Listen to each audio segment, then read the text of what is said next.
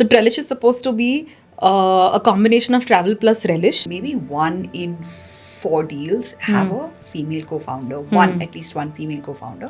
But the money that they're getting is like a 4 to 5% or maybe maximum 7% of the entire pie, investor money. Okay. Why is this so less? Do Right. you find an inherent investor bias against female co-founders at all? If you want to scale very rapidly and you see the need for external funds, there are also responsibilities, there are also pressures that come with that. You can't worry about paying the bills at home and also get into entrepreneurship. Entrepreneurship asks you to question your principles every day. In every startup, at some point or the other time, and in fact, multiple points, there are things which will go bad. There are people who want to invest.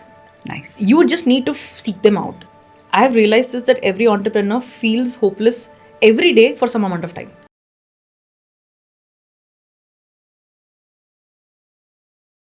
Hi, welcome back to my channel. आज मेरे साथ है one more startup founder. You all have been following the startup founder series, और there've been some really interesting people. There's been Mandara Gashi of Sarvatra Technologies, one of the quiet voices behind UPI, and there's been Srijit Mulail of True Elements, who we interviewed just after his successful exit, where he got bought out by Marico. Apart from that, there've been other startup founders as well. So make sure you check out the series and subscribe, please, so I'm motivated and I keep getting you more good content. So today I'm very excited because I have my very first female startup founders. That's Kavita Narayanan of Trelish Coffees. They have 6 cafes and they have a really nice, interesting range of coffees, which is how I noticed Trelish in the first place. And there's her and there's 2 other co-founders. They've been through 3 successful rounds of investment, and I truly believe that they're going to be the next big thing. So I'm excited, and over to Kavita. Hi, Kavita. Hi, Sampada. Thank you for having me. It's very nice to, get a chance to talk about not just the brand, but what actually is the heartfelt story and the emotion behind what we're building today. I think not just heartfelt story, hard work also. Yeah. Being a startup founder is not an easy business for sure, right? No, it isn't. It definitely isn't. That's for sure. All right. So tell us, so I only gave a brief to the audience. So tell us a little bit about Trelish Coffees first. So the interesting reason behind creating, the number one question that we get asked always is, what is the genesis of this word Trelish? Right? So Trelish is supposed to be a combination of travel plus relish, and it was created because when we first came out with our coffee product, our idea was to always give a product which is something that you can carry anywhere. So it's travel and you can relish. So it has to be convenient, it has to be travel friendly, you should be able to use it anywhere, and you should not need a lot of equipment or setup to use anything that we provide. Bulb on kind of idea for Trelish was, I'm a South Indian. I come from a background of where घर में filter coffee is made from scratch, all roasting happens, grinding happens. ये मेरे grandfather भी करते थे, and I've observed them doing that. Although I didn't know too much about how to do it, but I saw them doing it, and it was just a habit for me. And I've always grown up drinking mother's filter coffee. And all my friends would come together and they would have coffee at home. And a lot of them would ask for this brew or the decoction, as you hear the word in South India. And they would say, can we take this back home and can we make coffee? Because we are not able to brew it this way. So me and Aditi, my other co-founder, and Siju, my third co-founder, we was talking one day and we realized that people want good coffee. Maybe they don't have the time and effort to actually sit and brew it, but they're looking for a solution which will solve that problem for them. And we just gave it a thought of, can we make a product out of this? Is it possible that we can create the decoction or the brew in a form where people can pick it up and use it anytime? And that was how we created Trelish, honestly. Coffee. Yeah. So you guys specialize in, what should I call it? Liquid coffees? Yes. Or, so we create coffees which are already brewed. It's a concentrate which is just added to milk or water, and the product which is available today is in a single serve form where you have 1 sachet of concentrate for 1 cup. So you don't even need to carry like a big bottle or a big box of coffee. If you're going somewhere, you can just carry 2 sachets in your bag also and just open and add it into milk or water. So you're a 90s kid, I'm assuming. Yeah. So I want to ask you about something. We in business school you study about some brands that became so big, they became almost a noun, Yeah. like how Xerox did. Yeah. In the same way, Nescafe became, Yeah. right? When you go, a thela wala will ask you, "Acha Nescafe chahiye?" He will Yeah. not say coffee chahiye. Right, say Right? absolutely. So, what is your opinion on some of these brands that actually made coffee part of the mainstream? Let's say Yeah. Nescafe with their famous iconic ads, Right. or CCD, the ups and downs, Right. as well as the other brands like which are becoming more popular. I would probably say more popular in the metros, Right. like maybe a Bru Tokai or a Subco. So, what's Absolutely. your take on each one of these? What did these have different about them? Okay. So I think when we grew up, although at that time in the market there were only two things. There was Nescafe and there was Bru. Haan, Right? correct. Brew sells mainly in the south. Okay. That is, as in Nescafe and Brew have almost like a 50% market share. But their split is more about Brew having higher share towards the south. Maybe because their formulation is such that it appeals to the southern it taste. is. It's a little strong. Yeah, it's a little strong. And Nescafe sells more towards the west and the north. So that's the kind of formulation they have. But if you notice, like whether it's Nescafe or whether it's Brew, these are actually not originally Indian brands. Nescafe is not an Indian brand. Neither is Brew. Okay. Brew comes from HUL, which is traditionally also not an Indian company. Okay. Unilever is not an Indian company. So although we are a coffee growing nation, although I mean I won't say that a very so the top coffee growing nations are say Brazil or in South America, but we are the 7th largest coffee growing nation. I also read or heard that a lot of our coffee is exported. Yeah, and I yeah. was like, why aren't we using it for our internal Correct, because consumption? we don't have that much of a demand internally. Market, okay. Plus, people get a better value for coffee outside. So Okay. because as I said, coffee is more functional outside. You get a better value when you export. Right. So we are a coffee growing nation, but we are not a coffee drinking nation. We didn't have as much coffee presence in terms of homegrown brands, right? We've only grown up drinking international brands or local stores where you get beans roasted and you make it at home. That was the culture. And I think with more new age brands coming up, so whether it's Blue Tokai or whether Third Wave or Subco, I think it creates a space for Indian brands to also showcase that we have equal strength in providing quality coffee. Nice. We are also able to provide quality experiences, and it is seen as premium as maybe an international brand is. Okay. Right? So I think it's great that these brands have succeeded. It also showcases that the Indian consumer is treating Evolving. Indian brands with the same kind of premium or respect as you would treat an international brand. So it's a good time for Indian coffee. It's a good time for people in India to be in coffee. In fact, interestingly, I don't know if so recently Nescafe announced that they are launching a huge plant in Malaysia specifically for coffee concentrates, to manufacture concentrates. Okay. It also ratifies what we've been trying to build and what we've been seeing. So when a category giant is bullish on a category, it means that with their wherewithal, with their resource and their research, they're also seeing this trend where people are moving towards a concentrate because it gives a better taste. It's the closest best thing to brewed coffee, but people are preferring convenience. People are moving towards convenience. So I think it's a great time for this category. It's a great time for this industry. And it's also a great time for Indian brands to showcase what they can do, because it just highlights that people are now looking at Indian brands a different way. They are looking at us as being premium. It's not as international being premium and local as being mass, but local is also premium now. Yeah, it's interesting you say that. The whole Make in India thing is, there's no differentiation. It's just quality. It doesn't matter where your origin is, right? Right. You know, one of the things when it struck me, a female founder, right? I did my research. And then I came across this study, I think it was from NQA, where it said that, maybe 1 in 4 deals have a female co-founder, at least one female co-founder. But the money that they're getting is like a 4 to 5% or maybe maximum 7% of the entire pie, investor money. Okay. then I was like, oh my God, what is this? But then I checked, but those are international statistics as Yeah. well. And I wanted to talk to you about that. And Right. you had a very interesting take, which Right. I would love for you to tell the audience that when I asked you, why is this so less? Do you Right. find an inherent investor bias against female co-founders Yeah. at all? Actually, no. So even before entrepreneurship, I have been in industries which have traditionally been Male dominated, I right? saw that, yeah. So I started after when I was in engineering, I did automobile or mechanical engineering. There were only 2 women in the entire class. I mean, out of the whole class that we were studying, there were 2 women. Because at that time, women That didn't pick up. Field was not popular Correct. with women, yeah. You would assume that there would be a bias towards women in mechanical, assuming that they can't do well.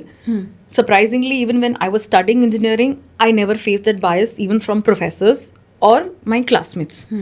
After that, I went into an automobile industry where I started off by working in production in the shop floor, where the vehicle actually gets made. So With the workers. yeah, and- yeah, on the absolutely. shop floor, yeah. And at that time, I think I was the only woman on the shop floor. There was no other woman in the shop floor at all. I asked for that role and I got it. You would assume that again they would look at me differently as being out of place. Uh, Surprisingly, I didn't face bias there also. In fact, a lot of the operative labor were far more encouraging, and they were excited that they are able to see women in this field. So maybe even tomorrow their daughters can think about getting That's into so this nice. field, right? Huh. And a couple of them would come and ask me how did I study, what did I do to get into engineering, is it easy for their daughters to get into engineering or not. So I had this thought that maybe there is a bias, but there isn't. Then I moved on into different positions, and there was a point where I was also in a position of hiring for the same automobile company, and I would have this conversation with my HR head at that time to understand why is it that even at that time the proportion of women to men was not that great, and we were actively trying to get more women to have equal representation of everyone and have a more diverse workforce. The problem was not that there was a bias towards hiring. The problem was that there weren't enough applicants. The pool was smaller. Yeah. The point is, if the pool itself is not big, where do you pick up from, right? And I realized this is also the case with entrepreneurship. So it's not that investors or funders don't want to put money into female founded. In fact, people try to correct the age old bias. In fact, Yes. there's an overcorrection. People try to actively seek out female founded companies to try and invest into. But I've never seen an investor walk away from a deal only because it's a female founded company. But the fact is, the number of women who get into entrepreneurship, as compared to the number of men who get into entrepreneurship, is very different. So I think we need to build on correcting the bias at the base so that people are encouraged to get into this, right? And once they get into this, it's equal playing field. It's actually level playing field. But है ही नहीं तो फिर कहाँ से fund करेंगे? That is the very, very basic feedback even I've got from many investors, that it's never been a bias. And I don't think there should be a bias also, because let's be honest, any investor who's actually putting money into a startup is himself or herself taking a big risk. Yeah. Right? Startup Yeah. investing is a very, very risky space. They would always want to see an opportunity where the money makes best return.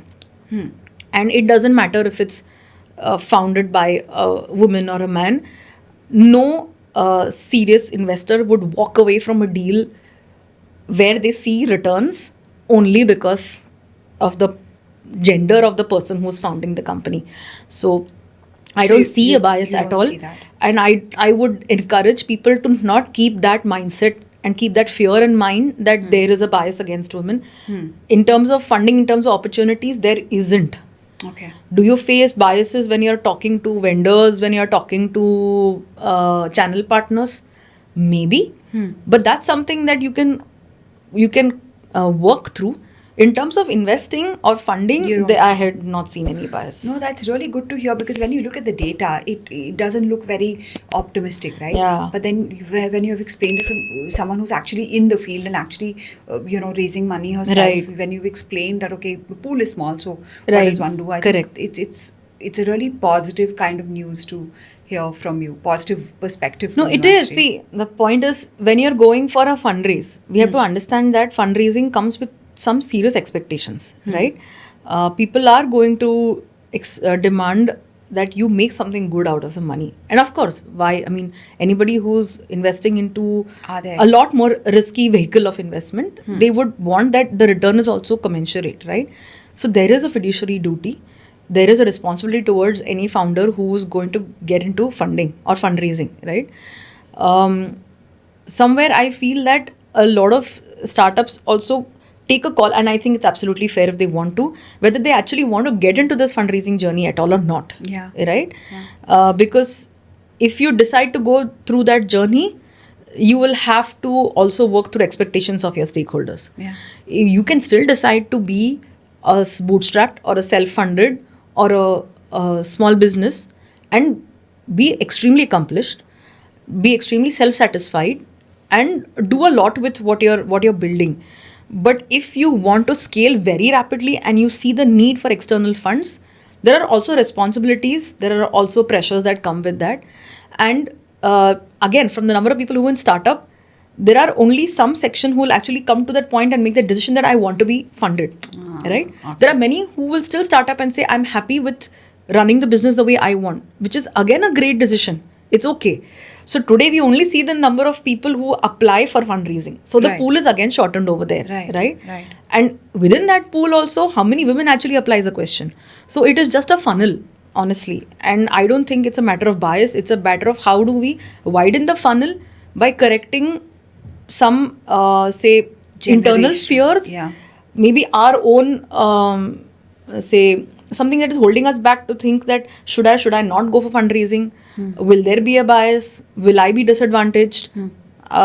Maybe we question that internally, because personally I'm sure there are people who have had maybe experiences otherwise also, and but with whoever I have spoken with, any investors I've spoken with, I have never seen that. If I've been rejected for a fundraise, it is also has been for a very logical, For a different reason. Yeah, Yeah. absolutely, for a very different reason.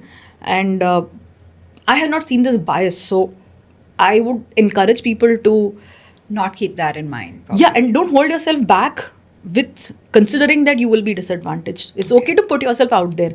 It is highly possible there are people who are looking for what you're doing. You may be holding yourself back thinking you could be disadvantaged, but you may be lucky. I mean, you may be the right fit for somebody who's looking to park their money in what you're doing. So you spoke about people not holding themselves back at all. Yeah. Is that why you finally decided to make the jump from corporate life into entrepreneurship? Like, what was it like? Was it So- tough? Did everyone say you're crazy? What are you doing? Yeah, I mean, more than enough people said we're Yeah, crazy. yeah. Because I don't come from a family where there is anybody in my family, nobody in my husband's family has been into entrepreneurship or into business. Huh. So, of course, there was a lot of worry. I won't say there was negation, but there was worry that it's going to be a risky path to go down to. Do you or do you not want to get into this now? So, I think, so when we started Trelish, I had spent almost, I think, 15 years of work. So I had 15 years of work ex I had when I got into entrepreneurship. And actually, the reason that I got into it at that time was I had spent some time working into different roles in automobile. Then I spent some time working into consulting. And I was at a point where I thought that if I need to take my learning further, I need to take up a piece that is more challenging. So everything that I had done in the past 15 years was pushing me or challenging me more. And I knew that if I really wanted to try something that's going to challenge me, entrepreneurship is the biggest challenge that there is, right? Was that also the motivation for your other two co-founders? Actually, yes. So all of us thought that basically we thought life में तो ये एक बार करना है. हाँ. Basically we want to put this pressure on ourselves. हाँ. We want to get down this road. We knew it was going to be difficult. Did we know how difficult it was going to be? Theoretically yes, but practically no.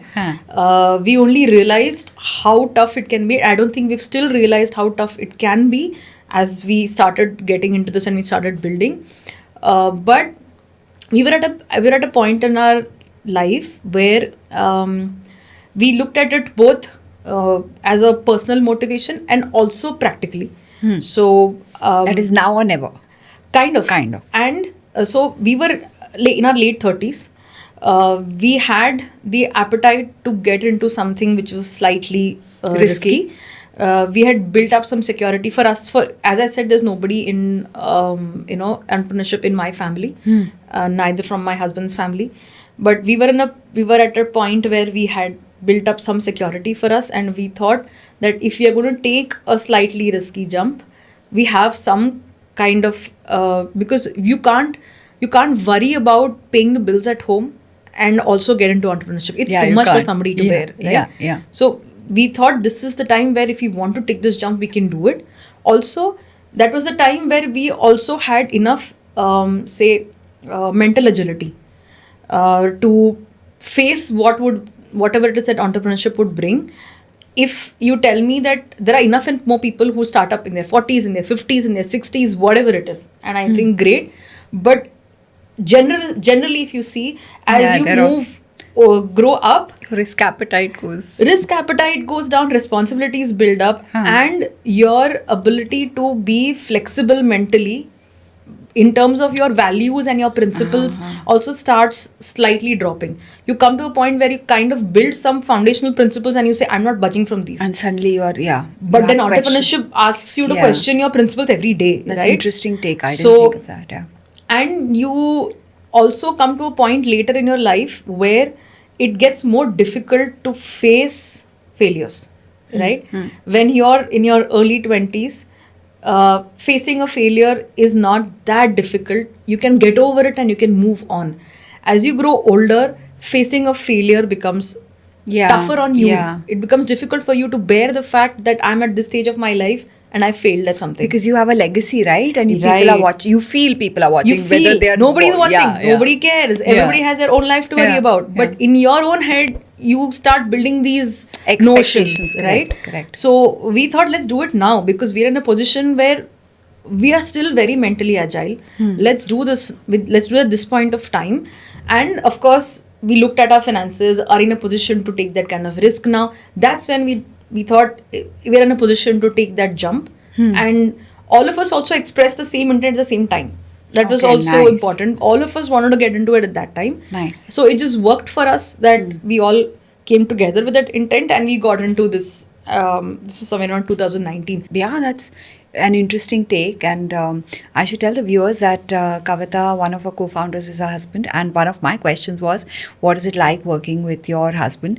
And then she told me that no one asked my husband this, and then I was like, damn, being a woman, I never thought that this is something that we ask a woman but not a man, so I'm not going to ask her that.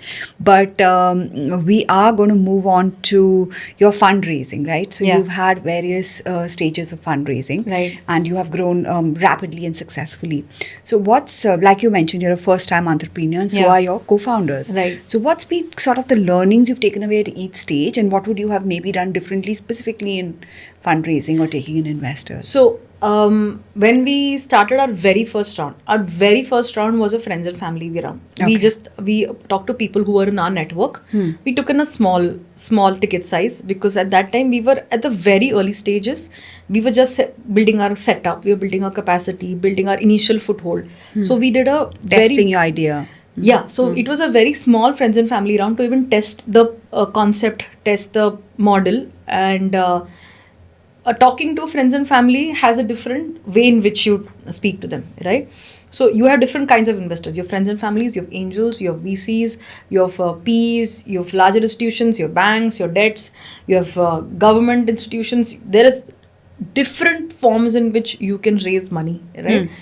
Most people start off with a friends and family or an angel or a seed round, Which is where you started. which is where we started. At every stage, I realized that the way that I'm having conversations with potential investors is very different, right? Okay. So if you're talking to friends and family, your conversation is more based on the relationship that you have with that person, how they okay. trust you. Okay. They know what you are as a person. They Okay. know that you hold the right values and you have the same kind of belief system. They trust you more than they trust because you're too early to have a tested model. They trust you. Even when you go to an angel stage, I realized that we did have some traction by that time. We did have some model in place which we were able to showcase. We were revenue generating at that time, but it was still very early stages, right? Okay. And while we showcased what a model, we showcased the numbers, we showcased our understanding of the market, we showcased our strategy, we realized that we were being seen more in terms of, are we good people, right? Oh, that's an interesting take. That's the first I've heard. Yeah, I mean, so are we good people? Are we having the right mindset to take this forward? Are we going to do justice to what an investor is going to put in? Are we having, do we seem to have that sense of fortitude? That was what we were getting evaluated at. Although you will not hear that said explicitly, we understand that during our conversations also, that even if you were to invest money into somebody tomorrow, These are the traits you that are would the look first for. questions you would think of, because knowing that this is a very risky venture for investing, right? As an investor, when you put into a startup, because you're an equity holder, things can go up or things can go absolutely down. Just like when you buy shares in the share market, Yeah, right. Things can go south, things can go north. In the share market, at least you have some historicals to study, right? In the startup, you have zero historicals. You have absolutely no data. You're taking a bet on that person and that person's ability to bring that dream into reality. More importantly, that person's fortitude to stand the test of time when things don't go well, and things won't go well. Always, It doesn't yeah. go well Yeah. in every startup at some point or the other time, and in fact multiple points. There are things which will go bad. So if you were to put money into a startup, you would think, is that person showing that ability to hold their ground, right, when things go bad? And that's how we realized that we were also being seen, at least for the initial stages. Nice. But So- when you start talking to institutions, it's a different kind of So conversation. my dad is, ex-Indian Army, and he said the same thing that you said, Okay. in a different terminology. Okay. He says that when you're getting into business with someone, you have to think, is this the kind of person that I'd want next to me in a gunfight? Yeah, well, that's a lovely anecdote. It is true. It is Yeah. true, right? You want to trust your life, that person. Yes. Although here it's not practically life, but it is somebody's hard-earned money that is getting invested in us. So you want to trust that the person will do right by it, will give their 100% to it, will put in their effort. See, a lot of things happen in a lot of startups. Things go up and down, whatever it is. But you never want to be that person who didn't fight it out, right? Okay. You have to fight it out. And if you do that, resources will come together to help you out, right? If you really want to fight, you'll find resources. So when you talk to investors, you realize that that's what they look at you when you're in a very early stage. When you're starting to talk to institutions, you've already built some ground, right? Then it is more about your category. You talk about hard numbers. So what has happened? What do you see happening? Is there a potential for things to really blow up? Is there a potential for returns to be extremely large? So these are things that an institution will start looking at you, right? So the way that you talk to people is different at different stages. So even today, if I'm talking to an institutional investor, my discussion is very much to the point on what is happening in my category, what is happening in my business, what is it that we have internally which is a right fit or not. But when I was having this conversation maybe 5 years ago, it was more about what is my dream, what is my vision, what is my principle. Okay. How do we as people look at this? What is my ambition personally also out of this, right? So those are the conversations that I was having in my early stages. And I've noticed this time and again that anybody who's investing at an early stage is looking at you as an individual, as a person, as what kind of person you are. And if you really have a strong intent, if you're passionate about what you do, it comes through, it shows, right? Okay. So while you may think that you need to give a strong messaging in terms of a good presentation, if you're honestly genuine about what you're doing, if it comes from the heart, it is very, very visible. It's very visibly seen. Okay. So it helps to be very genuine in your conversations. It helps to be candid. Even talk about things that have not gone well for you, because everybody knows that there are things that have not gone well. People know that there are things that have gone well. If you are comfortable to admit that there are things that have not gone well, it also shows that you are humble enough to accept that you made mistakes, right? So I've seen that if you have conversations where you are able to put forth your story in a very genuine manner and connect with the person sitting across from you, and if they are also able to relate to you as that, then the belief in what you're doing as a concept or a model, that buy-in is way higher, right? Nice, nice. Of course, this is at a very early stage. Things will be different as you progress down the line. But I think probably the early stages are the most crucial and kind of for you to get to a stage that you're talking to institutional investors, right? Probably these Very are true. But today, in fact, the Indian ecosystem is also so active with early stage funding, right? Late stage funding is still slightly tricky, but early stage funding, there are people who are willing to put small checks. There are so many people who want to diversify investments, who want to have different kind of portfolios. Somebody who will want to park some money only in FDs and also put some monies in a risky venture like a startup to diversify their risk portfolio. There are people who want to invest. Nice. You just need to seek them out and you need to find them. And I don't think there's a dearth of investors for early stage startups. As you grow, of course, there are more institutions which are specifically for your category, who look at your industry and who will understand what you're doing.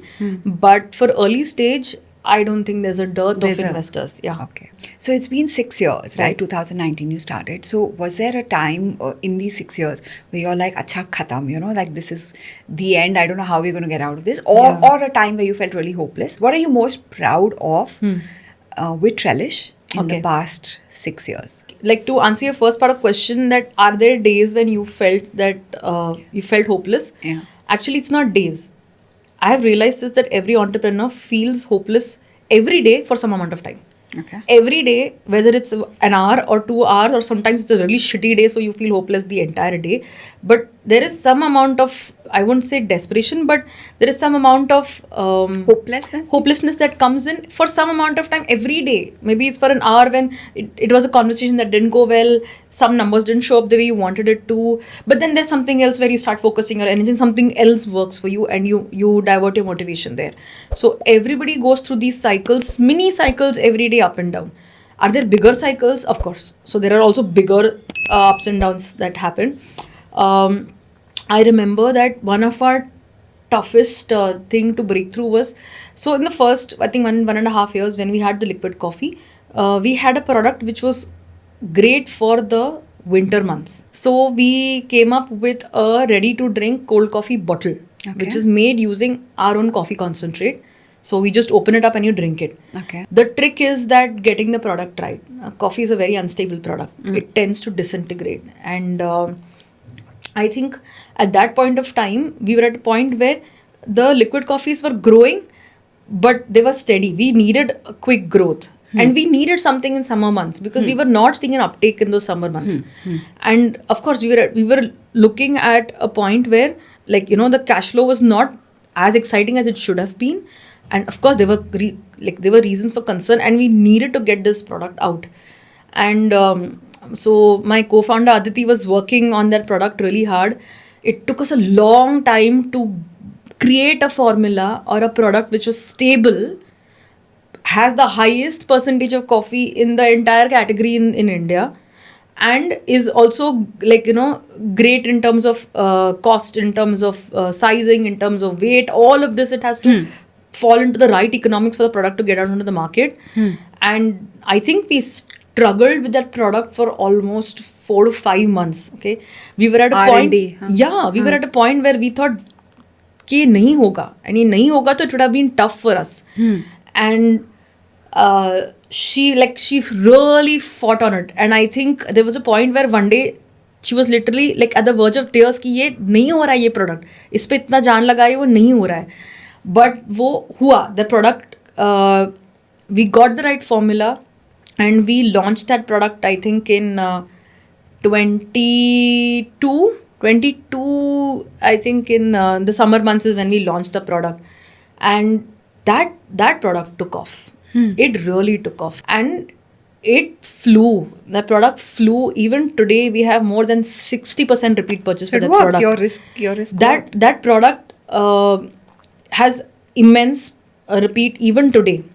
And we I think it came at a point where things were really crucial for us, really crucial. So I think we still look back and think that it was a huge fight, but we managed to get over that. We pulled through, and it turned out into a product which became a very good, strong winning formula for us.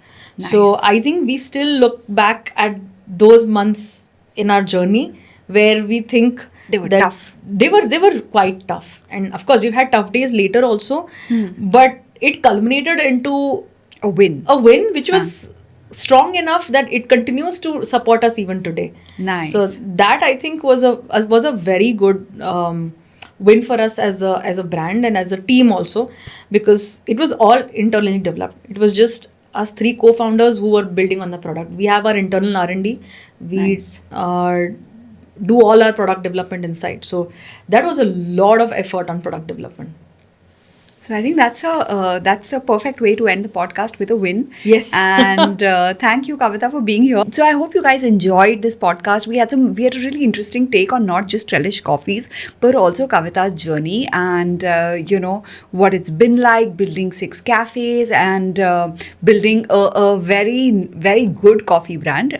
Watch out for Trelish, and also make sure you check out my other podcasts, my other startup founder podcasts, and reminding you once again to please comment what you liked best about this about the podcast. I think I really liked the perspective she brought in as someone who started a startup relatively late compared to all the under 30-year-old startup founders we see, and the other unique insights she got. So comment, like, and subscribe. Thank you, guys.